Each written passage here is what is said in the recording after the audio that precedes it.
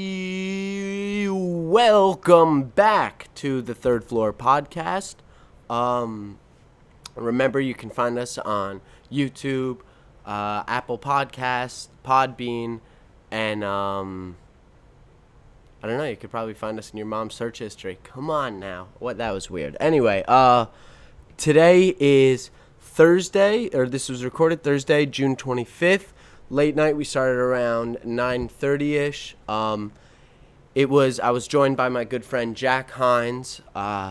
We go over a couple fucking kind of cool topics. Embalming, of all things, possible World War III. I don't even know, man. It's a good one. We ripped for about an hour here, and definitely would give it a listen if you'd like to party.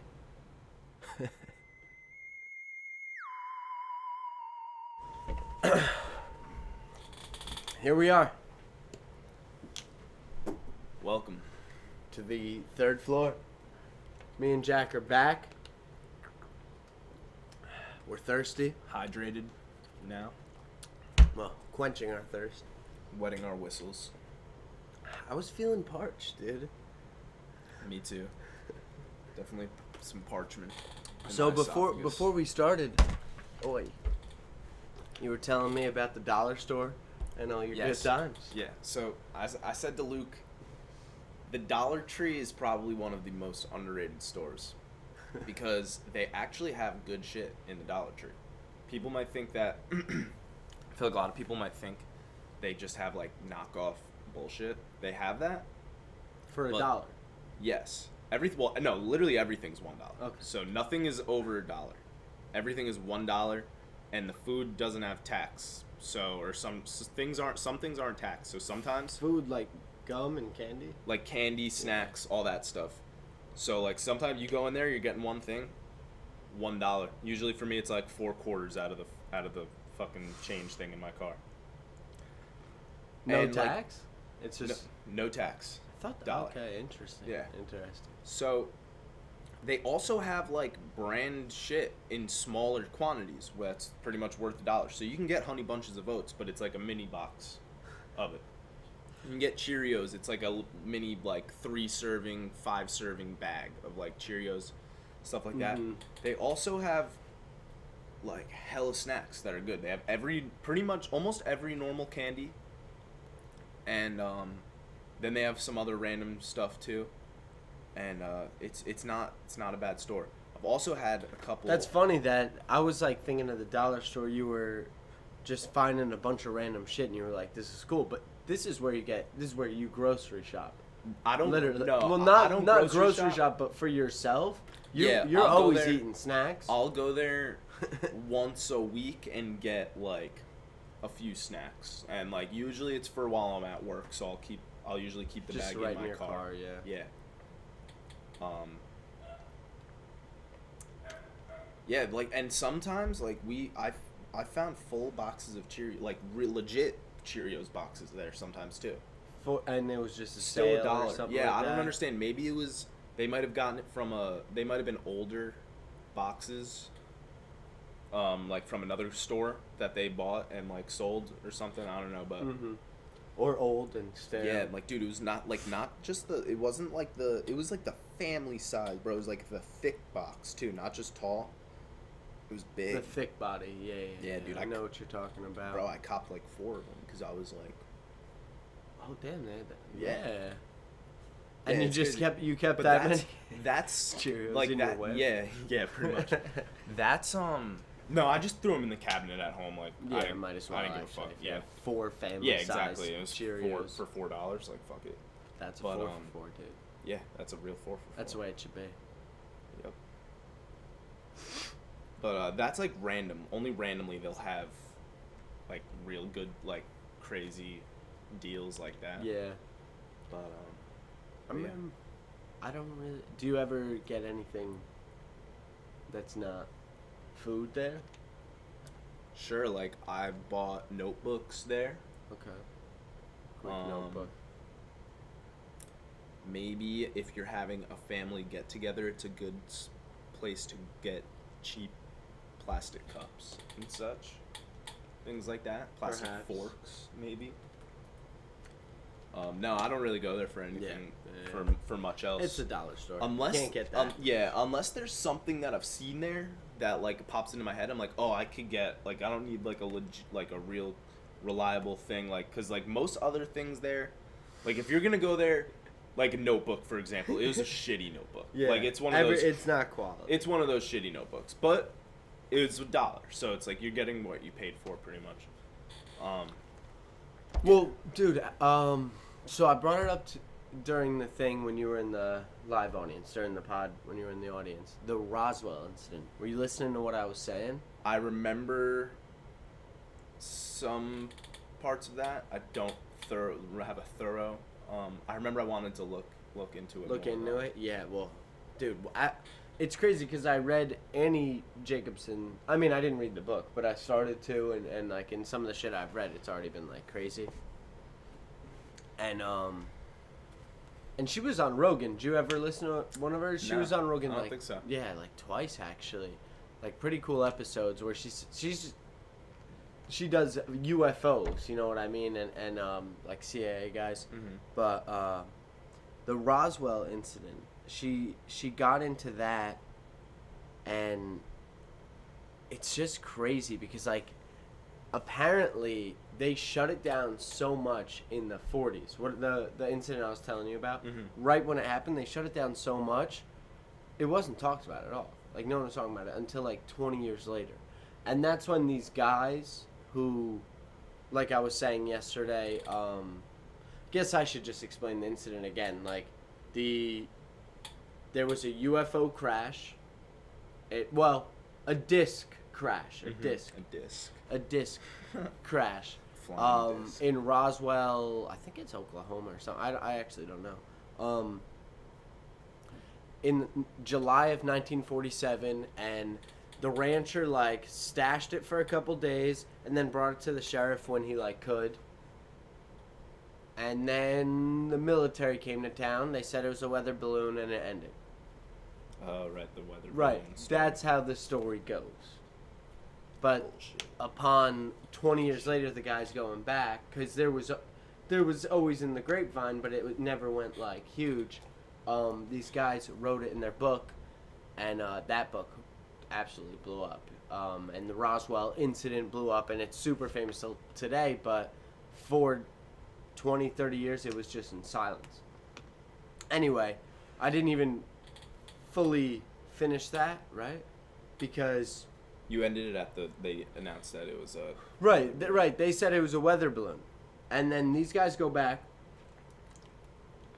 and they interview just the townspeople, a couple other people. WWIII was the rancher who found the disc. They couldn't get him for interview, no one could. But what they found out about him was nothing was mentioned about him in the official reports or anything.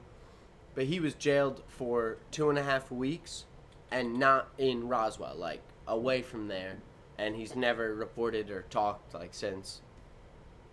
So, I think the government fucking hammered it home to him, like keep your mouth shut, dude. For sure. So, there was that. Then, the people of Roswell said there was a massive military presence, like an unbelievable one. It wasn't just like they stopped in a town, picked up their weather balloon, and went on their way. It was like for a week they were moving big objects, big whatever, crates, big trucks going through town. They kind of shut down the town in a lot of ways. And then this one is where right when I read this, like it kind of is like, I don't know, but someone said it somewhere that the coroner in town reports government officials asked him for child-size coffins that were hermetically sealed, airtight sealing.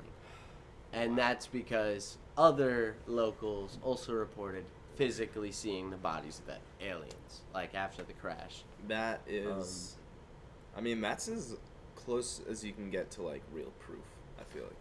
Is it though? Because again, I'm just reading it out of a book. That's what's like. I'm not hearing it from True. anyone. And even if I was hearing it from someone, why the fuck should I believe you, Jack? That you saw? No.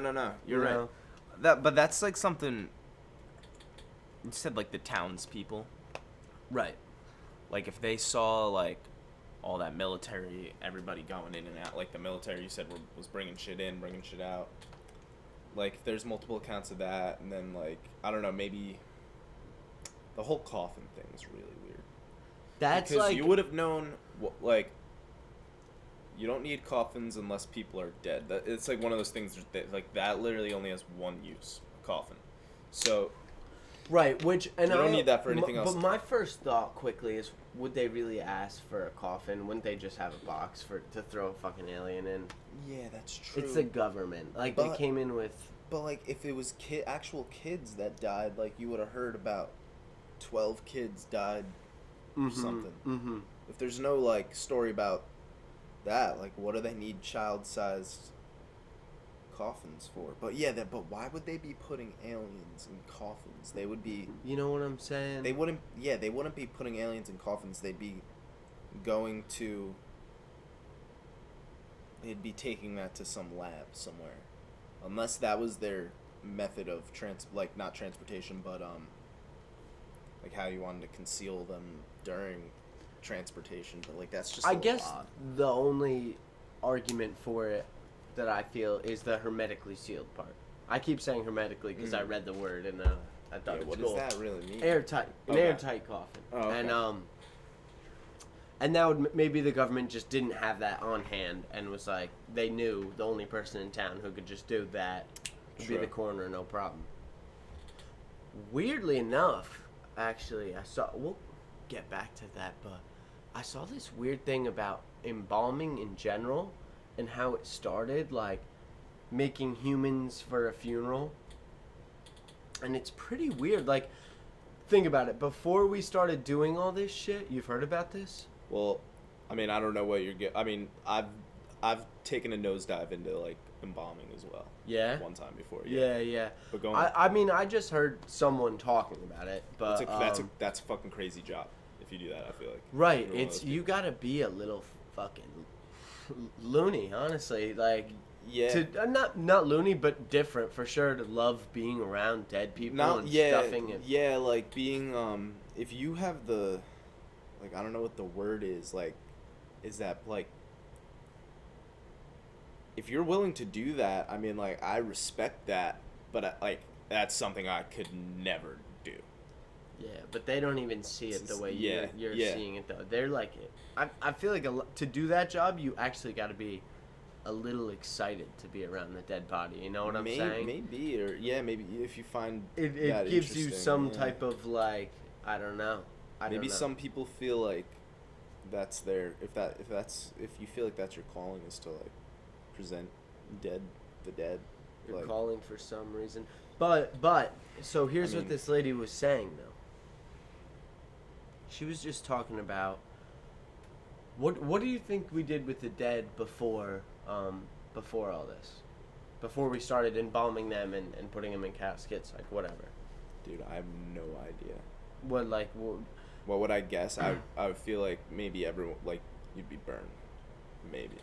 So, it was really, I mean, I can't speak for everyone. Everyone dies in different ways, and still to this day, you might not get a funeral service. But traditionally, in a lot of, like, Europe, and so, it's a very Americanized thing, this embalming and whatever. But traditionally, the thing that you would do before all this embalming would be, you know, you worry that you're sick when someone's dying, they're coughing and they're whatever, and sneezing, and they can barely breathe, and then your grandpa, passes away in his seat. And we're so scared of the dead, because we've been taught that, that's disease, stay away from it. But basically, only like Ebola and super rare diseases will still be contractable after death. A lot of times when people die, it stops all their sickness. You know what I'm saying? Right. And those viral and that stuff, it dies with them almost immediately when it doesn't have them keeping it alive. Right. So what people would traditionally do before they were so scared to be around a dead body was, okay, they're done. They would clean up the body themselves, just clean it up, not stuff the intestines, not rip out, because embalmers rip out that's the smelly part. That's the part that's going to get gross after a while. So they take, at least originally when they started doing this, they take out everything and stuff you with hay. You know what I'm saying? Just to get rid of that smell. So anyways, I'll get more into that. But where the hell was I? It's just saying, they embalm. Oh, and you're at home, you would just clean up, like, say your wife died or whatever. That seems. It was actually, she mentioned it was more of like the mother of the house thing to like take care of the body. But then you clean it and you wake it in your yard the next day, and it's like your last day around family or whatever. After you pass away, you're dead, you're cleaned up and stuff, but you're just kind of in your backyard, and then they end up burying you somewhere or whatever. But there wasn't this big funeral at whatever. Right. 2 or 3 days later, it just happened, and who could be there was there, and you were close with the person dead right in front of you. And so that's why it's called a wake. Mm-hmm. Okay. Mm-hmm. That's interesting. I did not know that. Anyway, go ahead. Well, I was thinking like back like. Gim's up here? Well, I said it the other night. Oh no, he's coming up. Oh, he's peeking his head. Welcome to the Gim is third floor. Gim is here. Welcome. The most nimble cat. Gim be nimble. I was thinking like back, like long ago, like early humans. Like what do you think they did when? With their dad? Yeah, like ancient times. Like I know like the like we're talking like ancient Egypt. Like I know they did like the mummifying and all that. Well, I think even from the beginning, like you look back to any society, and they all do some type of memorial type shit for the dead. So even if they believed burning was good, they burned. But whenever you get with a community of people, I feel like death is one of the first things you decide you're gonna do to get deal with together. Right. Does that make sense? Does make sense. It does make sense. If you're in like a small, what do you call it? Like a village of some sort. Back, not even a village, but like like a little civilization. A little indigenous group of people. Yes. Yeah, I guess that's something you probably have like the elders in said civilization. Shamans. Yeah. Shaman. Is that The shaman is like the I forget exactly what shaman translates to, but it's like the wise man of a wise elder there. Okay. that takes uses spiritual stuff to help the tribe. Like a shaman, they do look for him to help and for intelligence, but it comes from a spiritual place. Yeah, that makes sense. Some shamans literally trip mushrooms or whatever, ayahuasca for days to just decide whether the town should move or not. That's like, I always think that's crazy. Like the amount of like proof of pretty much drug use that we have in our history of like becoming humans, pretty much like. Mm-hmm. I think there's theories out there that say that's what could have turned the brain on to get us how we are. There's like a 20,000 year period where our brains basically went from like stone to an operating system. You know what I'm saying? Like it almost doesn't make sense. Like when you really think about it, like it's crazy, man. Yeah. But so with the embalming, right. Actually, where it absolutely started was the Civil War, I believe. Yeah, and it was North versus South, and the North boys, whatever, would die in war down there, and their mothers would be, I wish I could have my baby here, whatever. But there would be no way to transport them. The trains would be too... Well, that's when a couple of guys figured out how to use some arsenin was one of the... Or arsenic or something like that was one of the preservatives they used. Just like way back in the day. And arsenic's horrible, even if you're around it. You know what I'm saying? But that's when they started doing it for the soldiers in the North to bring them back okay. And they would fill them with hay, with arsenic in their... Pump them up with arsenic in their veins and stuff. And that's where it all started. But then when the war ended, there's a bunch of guys who learned how to do this. They were going up to...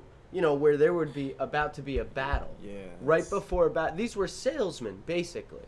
Going up to a battle with dead bodies that were abandoned, that they stuffed, and they're using them as models for for the military. Like, crazy. if we can do this for you. If this happens, send you back to your family, whatever.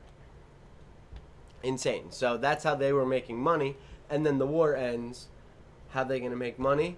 They have to find a way to make America buy into this embalming thing. Because it actually does work. You can save the body for 2 or 3 days and send it across state lines, you know what I'm saying, on a train. Because that was another thing train drivers were complaining because didn't stop letting dead bodies on the train because it smells so fucking bad. Right. But after you embalm it, it's a different story. Very interesting. But anyways, these guys, these original salesmen, went across the country teaching people how to embalm and telling people to and started campaigning the fear of dead bodies and disease you could get from them. And that's how the whole thing blew up into what it is today. Basically. I mean, maybe it would have gotten here anyway. Right. Maybe we would have said this is the way to do it in some way or another, but that is how it started. That's crazy, man. Yeah. I the only time I researched, really, I didn't research the history of it. I know he's climbing right now. As hell, yeah. The only time I researched it was really just about what they do, and it was just interesting because I saw it in some show. It was just some random show. It wasn't a fictional TV show where it had to do with a morgue. Isn't that where they keep and the one character was the embalmer, the mortician, I guess, who embalmed the bodies. Mm-hmm. And it just had me thinking one day I was like, wow, that's so interesting. I didn't there's really a person that does that and they can this is kind of fucked, but if you let's say your face gets fucked up or something somehow, and that's the way you go, your head, something apparently they can, if you show you can get them a picture, and apparently they can, it'll be fake, but they'll do it, clean up your face and kind of almost paint you or something. They're really good at it. They're really good at it, dude. That's an interesting it's a hobby, and I mean, I guess a career, really. Yeah, it's actually a career. It's not a hobby. That's an interesting career, I guess. But an interesting practice. Let's actually get back to just the drug use and stuff in ancient cultures. It's so crazy to think that we completely deny everything from it when all cultures preceding us, and I mean maybe that's why we're so advanced now, but what really is advanced? I guess only you consider that,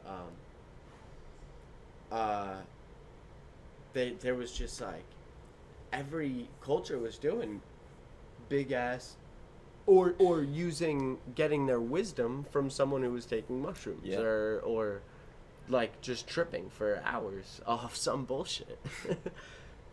Yeah, it's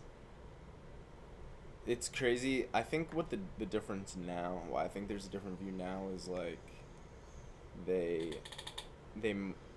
now it's different when you're talking about weed and mushrooms, because those are things that can naturally appear in nature, things, and I guess what is it like ayahuasca? I think too. Ayahuasca is actually DMT. Okay, all right, that's right. It's DMT, that's right. but it's a longer. It's DMT, but DMT if you smoke it or snort it, it only lasts about 5 to 15 minutes, because it gets broken up by enzymes in your gut. Yeah, I've heard. I've heard about. I this might have before. told you. I might have even told, because I read it in a different book, the Graham Hancock book. And there's a root that they put in that breaks up those enzymes so that the DMT lasts like 6 hours. That's what that's ayahuasca. Okay, I heard like Joe Rogan said once that since like DMT is in your body or something, you kind of know how to, like, that's why it's not that quick, because you know how to, like, your body knows how to deal with it. It's built into your body. It is. It's in your brain. It's like it's a chemical in your brain. Your pineal gland. It's actually suspected, not proven. You can't. It's. Oh, really? Yeah. Your pineal gland is another really interesting thing. That's supposedly actually your like third eye. I don't think, maybe your adrenaline comes from that or something too, but it's like, it can make sense here, dude. It's the ancient Egyptians worshipped it. It's all over their hieroglyphs and their paintings. The pineal gland, but it looks like a third eye, because it's right. It's part of your brain, but it has like that hook. I wish I could pull it up. Maybe I just feel like I know. I feel like I could picture. I can actually just pull this over here, and we'll just use this for the episode. Okay. The pineal gland. So this is what releases DMT, supposedly, as you die. Look, why pineal gland is known as third eye. Pineal gland was commonly dubbed the third eye for many reasons, including its location deep in the center of the brain and its connection to light. Mystic and esoteric spiritual traditions suggest it serves as a metaphysical connection between the physical and spiritual worlds. And that's because it releases DMT. Yeah. But let's look at some images here. So you see it. So, yeah, it's like in the center of your brain, and it just kind of... Dude. Let me look it up. Egypt. Yeah, good call. So look at that. Yeah, dude. yeah. Look at that. I've seen You've probably seen that before. Yeah. It's like the same thing, and Whoa. you know, supposedly that's where, right before you die, that shit just releases, and You're chilling. you're off to the spiritual world. If, you know, who's to say? Shit's crazy, the pineal gland. And that they knew about it, because if the Egyptians worshipped the pineal gland in some way, run through me on like they had drawings of it and respected it, they probably knew what we suspect, that there's DMT in there. Maybe they didn't think of it as DMT, they thought of it as something else, and they knew probably exactly how to activate it. Some type of ritual, just like many others. I mean, in the Amazon, whatever, knew exactly how to activate it. I bet you the Egyptians did too. Probably how they fucking built those pyramids. Yeah, one of them had a vision. Or a series of visions. I mean, dude, like, when you think about it, like,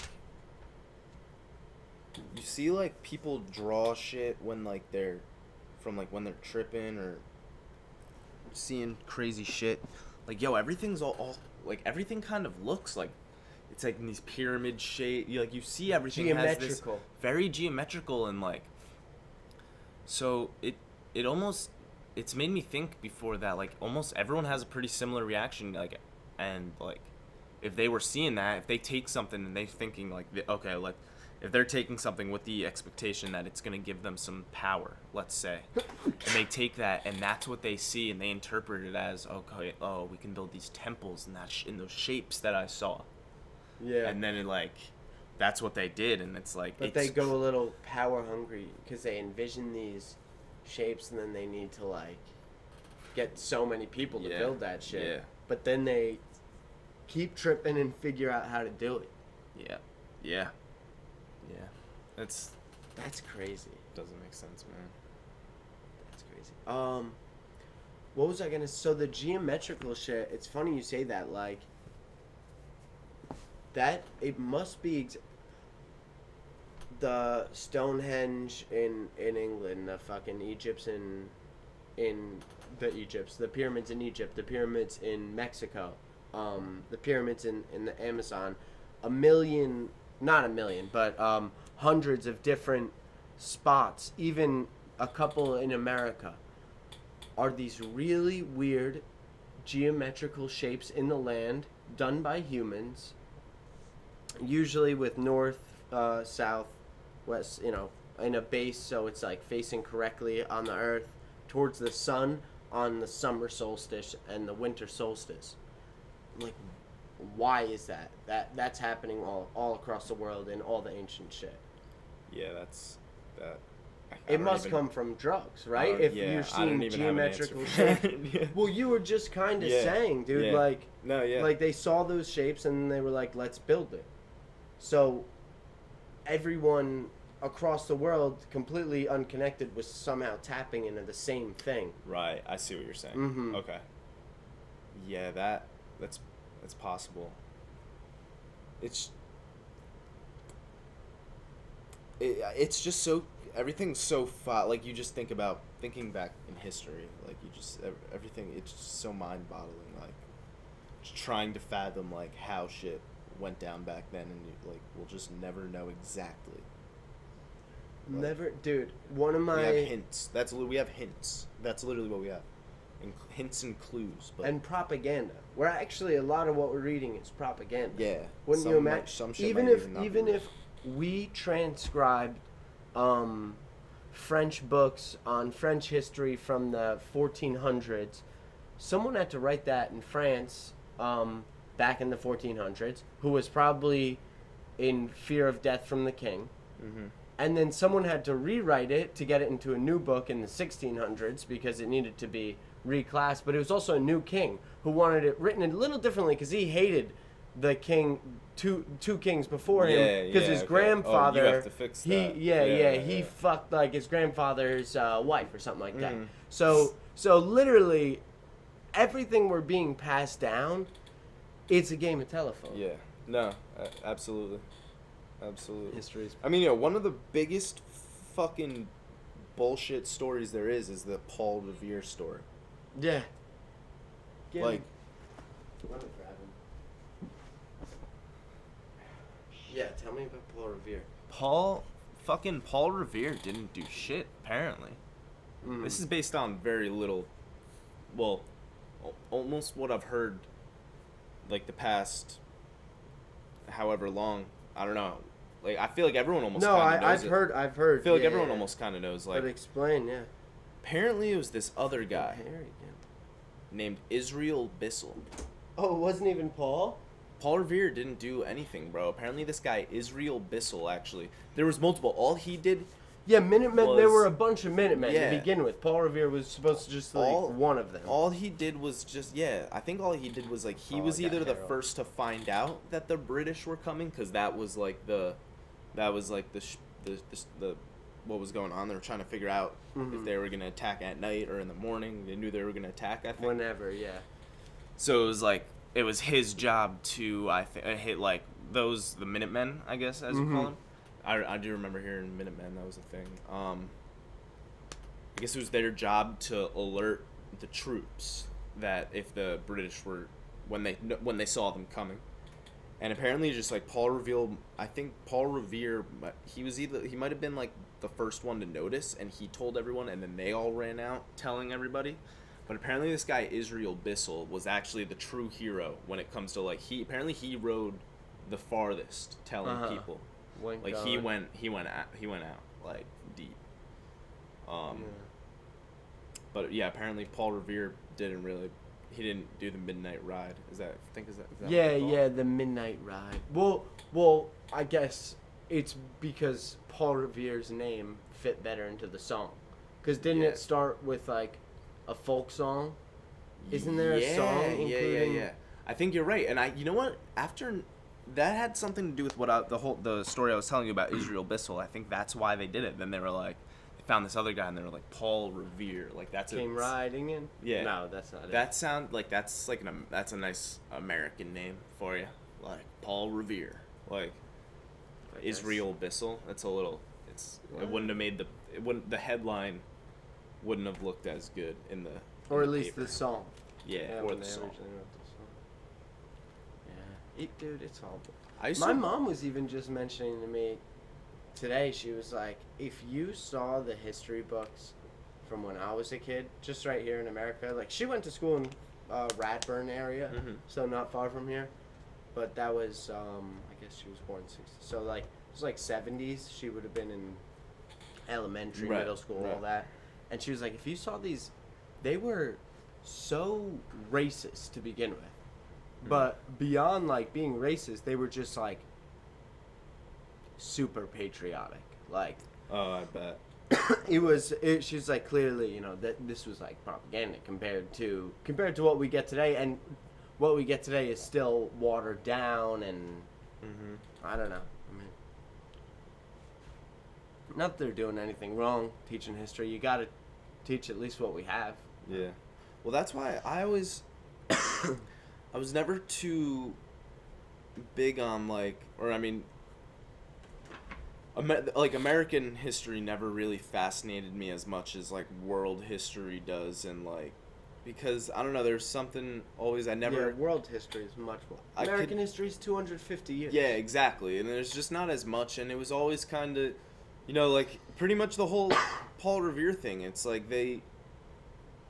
Like, you learn all this shit, and then you kind of find out not everything... As you get a little older, you kind of start learning that a bunch of that shit's actually not true. That not very true. There's, like, some truth to it. Yeah. But that's not... Like, there was a lot more going on than... You know, Paul Revere rode all night, and we won the fucking war. I think the whole... I was thinking that it's crazy that there was a civil war here. Like, there was an American Civil War at one time. Like, that's fucking crazy, man. Really is. How are we together right now? Isn't that kind of shocking? What are the odds of a country really having a civil war and just being... like, being like, all right, you guys won. Like, fuck you. We're cool down here. We'll be in with you guys. Like, whatever. You fucked up. Like, there's towns still ruined to this day. Yeah. You know what I mean? From the Civil War. Crazy to see, man. Yeah. That'd be really interesting to see. But, dude, could you imagine if that happened today? One of the things I've always thought was really cool about the United States is that we've been involved in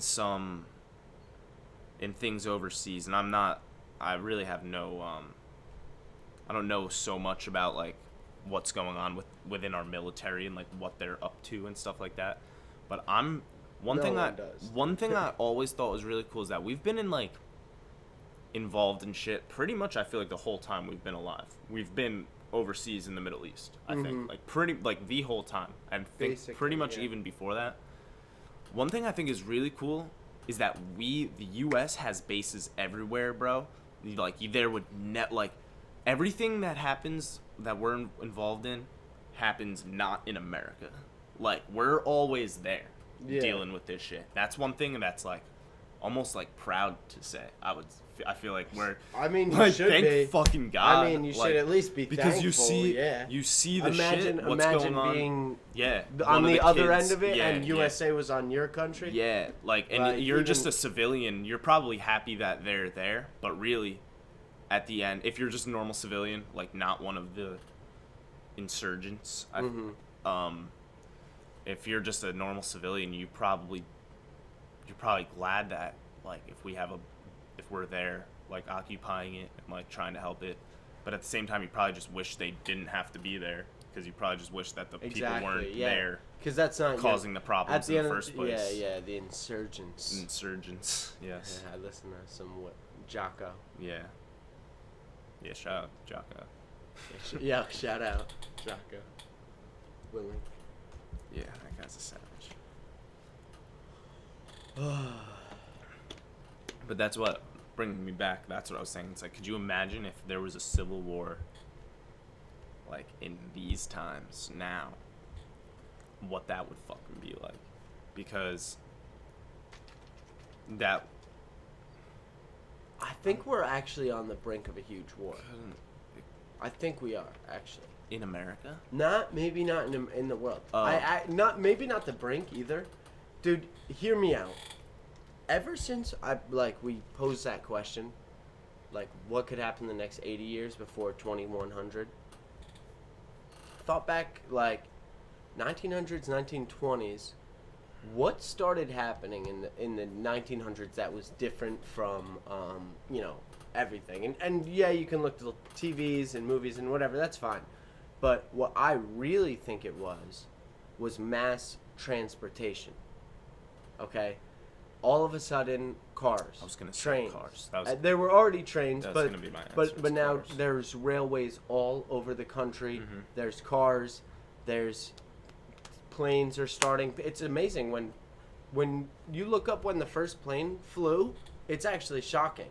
What is it, like 1912 or Yeah, something it's like that? I think that's when the Wright brothers got the first plane up in 1912, and then Is it it wasn't. 1912, really? I mean, maybe like 1917, something like that. Something really short.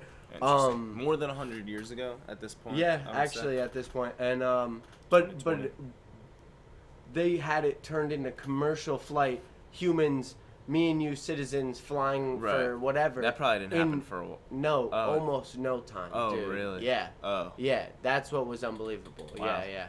Not almost no time, but you'd think it would take honestly 50 right. years, but it was like the 30s or something like that. Yo, I couldn't. Bro, like, something sketches me out about, like, being on a plane in the fucking, like, 50s and 60s. Mm-hmm. Like, something doesn't sit right with me about that, but I don't think I think it was pretty good. Like, it's obviously probably a lot better now, but, like, even thinking back, like, not, like, 80s, like, is almost kind of, like, I don't know, dude, like, the planes now, that when I get on a plane, dude, I feel, like, I'm, like, I bet, like, this thing is locked in and, like, safe. And, like, dude, you look at planes from back then, man, it kind of looks sketchy. They do look a little sketchy, but, dude, it was...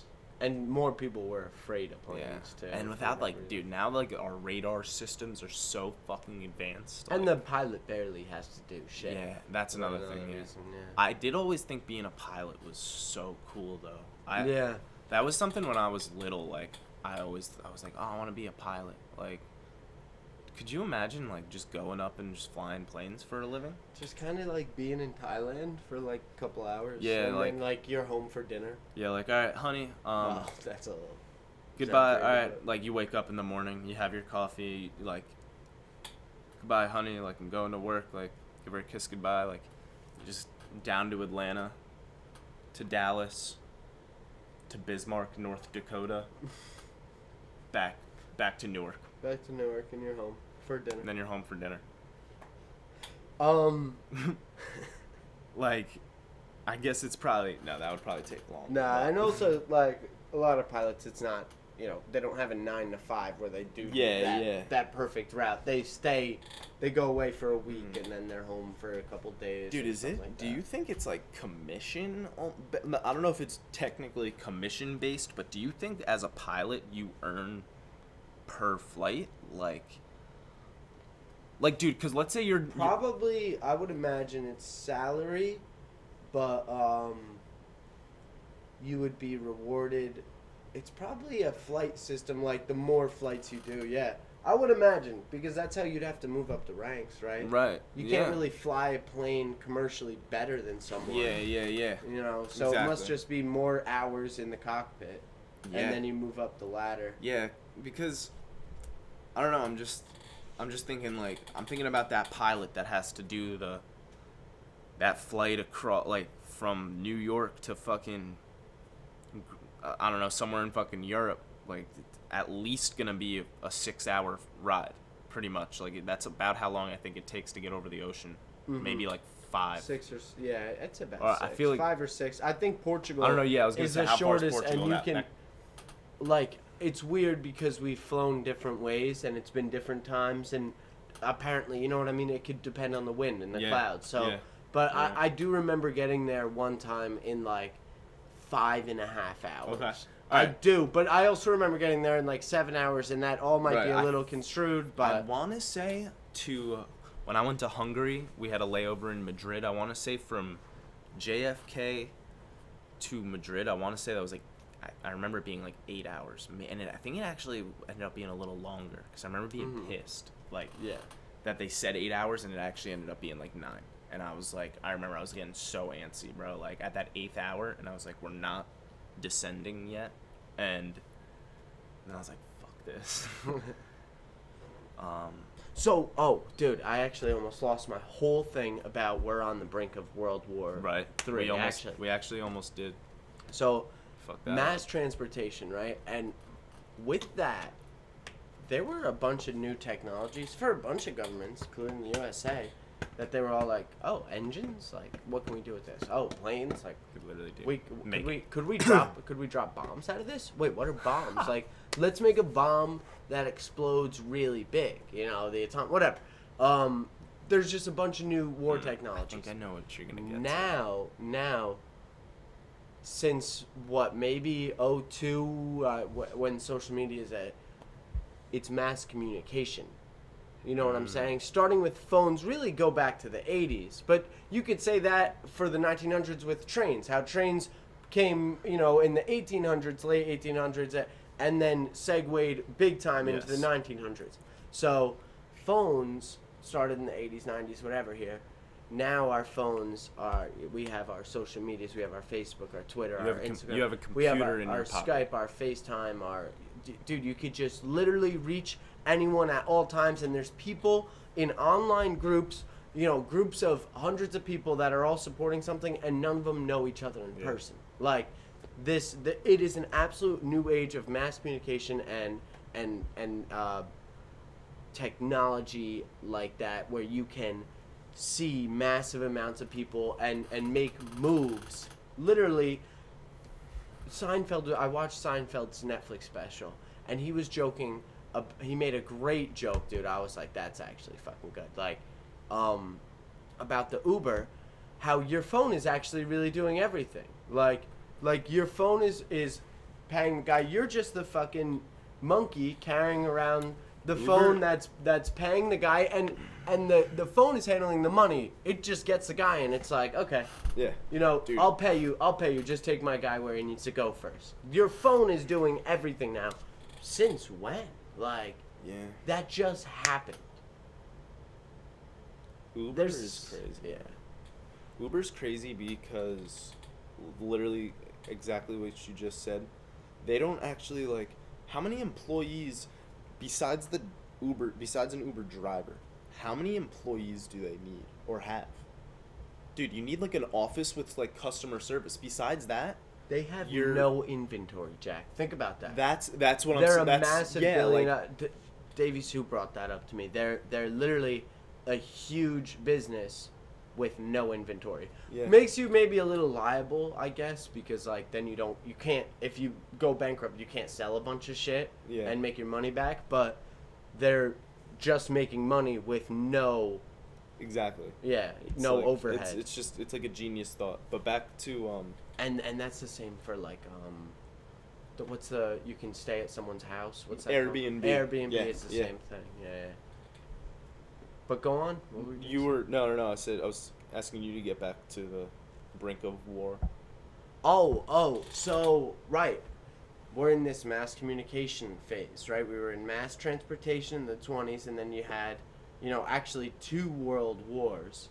The people didn't even know how to do war then. Now war is well recorded. We know all the players, right? Yeah. Now in mass communication age, it is actually gonna be. I mean, who do you really think in the next 80 years there will be no great war? Maybe we're not on the brink of it, but it's gonna come, and when it comes, it'll be different from what we can even imagine. Well, I just feel like, dude, there's a lot of powerhouses. Like a lot of real powerhouses. Some of these countries, man, like us, like China, Russia. Dude, China, really, you're just looking at us, China, and Russia, I guess, which are like the. What was the word I even used? What powerhouses? Powerhouses, right? Dude, but something about both of those countries, like, it's something scares me. Like when I wouldn't actually worry so much about Russia as I would about China. China is genius. We owe China a bunch of money because they make genius contracts with a bunch of shitty countries, and actually right now they're building a rail system all through Africa, and so they're gonna own Africa soon. Believe it or not, and there's a lot of gold there. China has made a lot of moves, and they're smart. They're very smart. And if they want war, and I mean, the Chinese, their empires go back, how many thousand years can you think of a Chinese emperor? You know what I'm saying? Yeah, they made it popular to do this. No, and maybe, whatever. We won't even get into, like, I'm not stereotyping or anything that, but I understand what you're saying. But if China wanted to go to war, I think they're a much more serious threat than Russia. Russia made some bombs, and they have friends in the Middle East and stuff, but I think China could melt them, and that's just how I feel. Yeah, dude, China is crazy, man. Especially so in this many new people, mass dude. communication age, where it doesn't matter so much about brawn if you got the coding to fucking... Yeah.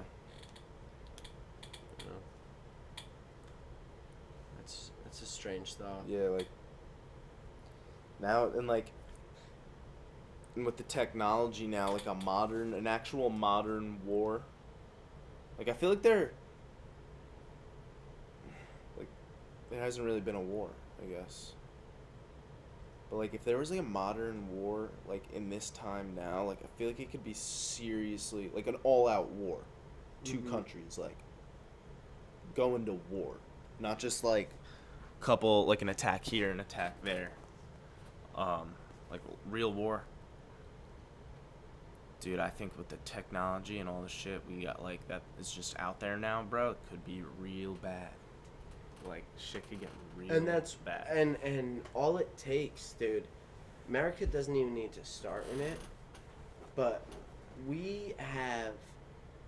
It's almost the concept of the fucking movie Iron Man, where Tony Stark gets why he becomes a hero, because he sees all of his work in the missile programs and all of his genius that he's made these rockets that can do this, that, and the other thing, is not only being used on civilians, whatever, but the insurgencies are using them too, because they're bringing so much over there stuff. So as we make new great weapons and do stuff, other countries are getting them too. So two other countries, maybe in the Middle East or something, really start blowing each other up, and say China or Russia's involved, and then they start fighting, and then at some point, like you said, with the weapons and the capabilities now, it escalates so much, America has no way but to step in, and then how serious could that be? You know what I'm saying? It's fucking crazy, man. It's crazy. And like, we've just lived in such peaceful times, really, here in America. People are very unappreciative of that. Yeah. We have lived Dude, in I can't- such a peaceful life here, nothing to fear. Dude, or at least ignorant, but... I almost can't believe that. Pretty much what you're saying. It's like things have been. I mean, maybe not. Maybe this could be total. Maybe honestly, we're blissfully ignorant, but we are. Yes. You know what I'm saying? Yes. We are, and that's not our fault, because Right. a lot of other Right. people are too. Right. That's just what it is here. Yeah, that's what I'm. That was a good way to put it. I'm blissfully ignorant, but like I said, like I don't even really remember where I was going with this. But it's like pretty much it's crazy that almost what you said, like the U.S. is almost. Well, what do you? Well, inevitable. I mean, what do you think? Like growing up, you never even thought about war. Like if we could be in that or anything like that. Yeah, but I do remember hearing about things even when I was little about like Iraq and everything. Like you've always heard about, kind of like about like guys are over in Iraq like taking care of some stuff. Like I don't know, but it was never to me. It never really seemed like a war. Like when you read about like World War II, obviously that's a world war, but like, or even like other one like Vietnam or something. It's like it didn't seem like that to me, and maybe that's just because like I was little. But Right. I don't know, man. We're also 20.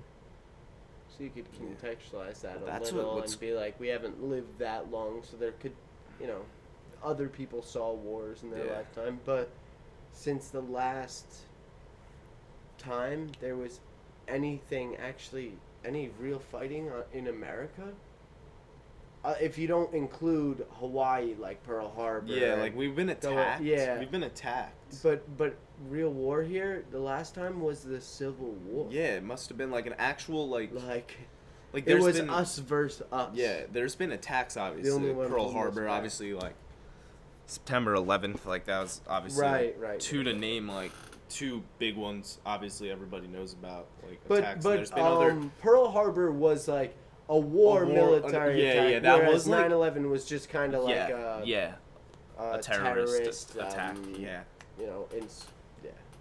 Yeah, I feel like Pearl Harbor, but that's what got us into the World War II. Yeah, that's what pulled us in, according to the record books. Right. But I'm sure we were probably getting ready for Almost it, and then there, that might have been the. then they killed Fuck Americans. it, let's go. Yeah. Dude, what's crazy is those kamikaze pilots from Japan. Any type of. Think about what their job was. Hey Jack, you ready for work today? You know what you gotta do? What's that, boss? You know your plane, right? You know where it's parked? Number 32. Okay, so here, what are you fiending for right now? They're all fiending for meth. They had them all on meth. Really? Yeah, so that's how they got them so crazy. He's like, so, I need you to, like, fly into this boat in America. He's like, what the fuck, boss? Like, whatever. Here's some meth. I mean, that's not how they did it. This is a really weird, like, explanation, but they had this core of their Japanese Air Force, like, poor as fuck, whatever, and all they had in their area was methamphetamines. And these guys were already going crazy, they had more meth than they had food, apparently. That's how it was, like, I remember reading it. And so if they were happy to fucking get in their plane and just crash into something, actually. That's like, doesn't that sound fucked up? But how could you convince someone who's not using drugs and who's just like a military man to go crash his plane into something? And I think you'd have to do something like that. Any type of suicide bombing, anything like that, dude, I can't believe anybody would be willing to do that. Like, but I guess what you're saying is they were pretty much an explanation, almost right? almost brainwashed, you could say, which is still sad. They're not even like, I would say more like the a jihadi, the not stereotypical, but what you might think of like a jihad terrorist, like, for Allahu Akbar, for the love. That's more like into the, if you want to consider it, brainwash, but that's more in the brainwash territory where they really believe in something. That's why they do it. But the case with the kamikaze guys is more like their life was just so shit garbage, and they're out of their own bodies with all these drugs all the time. Like, they don't give a fuck anymore, and that's how they knew they could tell these guys go crash into this. It's sad either way, man. That's just fucking it really crazy. is. It really is. It's really like, I mean, even when you see in like some type of war movie or something, when the general is like, okay, we got to send these guys up there just as like sacrifices, and then some guy speaks up to the general and he's like, we can't do that, these are our men. And to think in their like World War, they were like, we got to get these guys to just kill themselves in the planes. Like, that's just such a horrible death because you're actually making that active decision for 20 seconds while you're shooting down and like, what a fucking nuts thing. Yeah, it's out of this fucking world, man. Yeah, that's something wild. Yeah. You want to call it on the kamikazes? We did an hour. That's an hour? I mean, might be. We did start a little late, but let's rip some outros maybe just for a second. Like what Right. do you think? So. Dude. Wow. Thank you for watching. I'm Jack Hines. This is your host, Luke Sosa. I'm Luke Sosa. Don't shit in the sink. Don't shit in the sink. This was The Third Floor. I'm Luke Sosa, joined today by Jack Hines, and always cut your toenails flat, unless you want an ingrown. Ingrown toenail. Yeah. Good night. This was Jack Hines and Luke Sosa on the Third Floor podcast, and if you know you're gonna grind a girl, don't wear pants with zippers. I think that's rock and roll right there. Yeah. Let's end it.